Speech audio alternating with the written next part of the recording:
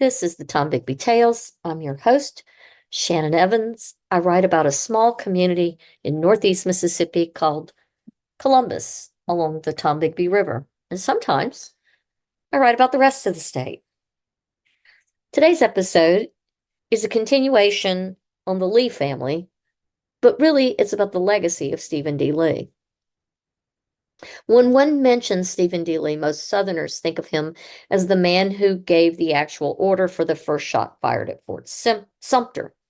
While Lee, a graduate of West Point, was a significant leader in the Confederate Army and a brilliant tactician, which he had proven in his time in the Indian Wars in Florida, this war was only 4 years of his life.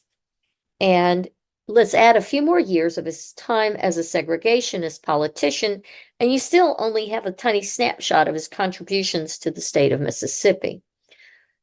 Yes, we will explore some of the things that he did that were very much racist, but the man was a product of his time and lived in a time of great fear when the Black population in Lowndes County far outnumbered the white population.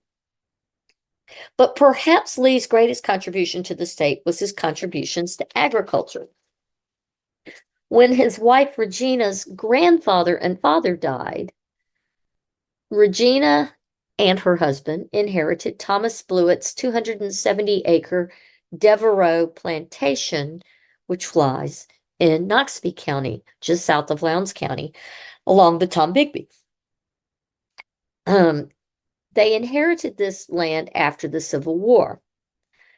Lee would go on to add another 500 acres to the farm, trying to make it profitable. But he was also at this time working as a politician, where he fought for women's suffrage while suppressing any of the rights of Black men. While Lee appears to have moved to Columbus to live at Hickory Sticks soon after he failed as a plantation owner, he would then be found as Mississippi A&M University, now called Mississippi State, in Starkville, where it was founded in 1878 for white men of all classes. He became Mississippi A&M's first president, a position he held for 19 years. While his work there is monumental, he is most known as the father of industrial education in the South. Lee spent the latter years of his life rewriting Southern history and textbooks in support of the United Daughters of the Confederacy, glorifying the fine men of the Confederacy, the KKK, and downplaying the cruelty of slavery. He also worked with the Mississippi Historical Society and spent the last 20 years of his life honoring his fellow veterans and securing U.S. congressional approval for a national military park at Vicksburg and financial support for the veterans of the Civil War. While Stephen D. Lee remains a controversial figure, perhaps his greatest contributions were in his descendants. Lee was brilliant. There is no denying that. But his son, Blewett Harrison Lee, born after the Civil War, is considered even more brilliant than his father. Having graduated from Mississippi A&M at age 15, where he was the valedictorian of his class, and going on to the University of Virginia Law School to get his initial law degree, and then to Harvard for a doctoral degree in law, where he helped found Harvard Law Review before leaving to study abroad in Germany and then returning to the States to clerk for the U.S. Supreme Court Justice Gray. Blewett went on to be a senior attorney for the Illinois Central Railroad before founding a law school and writing seminal legal opinions still on the books related to aviation law and freedom of religion for non-traditional spiritual practices. Blewett's wife became a leading pioneer in forensic sciences, founding the first forensic medical program at Harvard and creating nutshell, miniature, highly detailed crime scenes that are still studied today. But it's their son that becomes even more interesting, and then later their grandson. Their son, who would be S.D. Lee's grandson, was an MIT grad with masters in both mechanical engineering and aeronautical engineering. He became the research director for the United Aircraft Corporation, later became known as United Technologies, where he was a primary designer of the Ford tri-motor plane. He would be the founder of the University of Hartford and and serve as the first chair for their board of regents. His wife, Percy Maxim Lee, served as the president of the National League of Women Voters from 1950 to 1958, where she worked with several presidential administrations. They would then have a son, John Maxim Jack Lee, as well as several other children. But let's focus on Jack. Jack would have been Stephen D. Lee's great-grandson.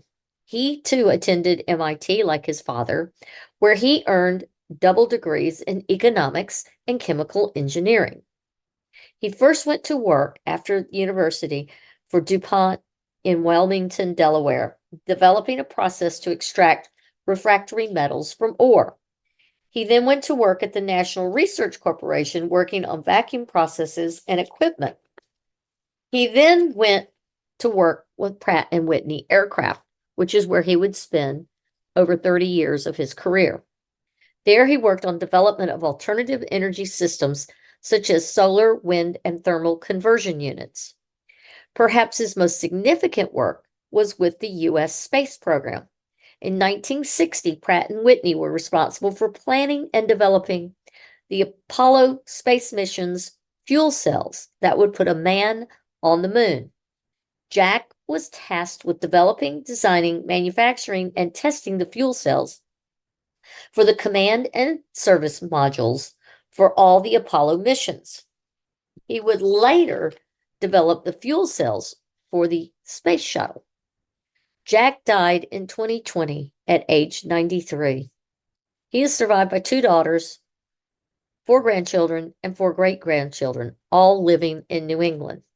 It is interesting that Stephen D. Lee's son sold and donated the ancestral Lee home to the city and then made his own home in Chicago, where his wife's people were from, and then in Atlanta. Blewett's children made their lives in New England, primarily Connecticut, where the succeeding generations have all remained. I wonder if they are even aware of their southern roots in Mississippi and how education was recognized and made accessible to whites, specifically white males, by their ancestor Stephen D. Lee in Columbus, Mississippi. I wonder if they've even been back to Columbus to see where their great, great, and also great, great, great grandfather, Stephen D. Lee, lived for the bulk of his life with his wife, Regina Harrison Blewett Lee. Thank you for coming on my tour of Lowndes County and the Tombigbee River. This ends my series on the Lee family for now in Lowndes County. Until next time, when we talk about more interesting characters and histories of Columbus and the Tombigbee River.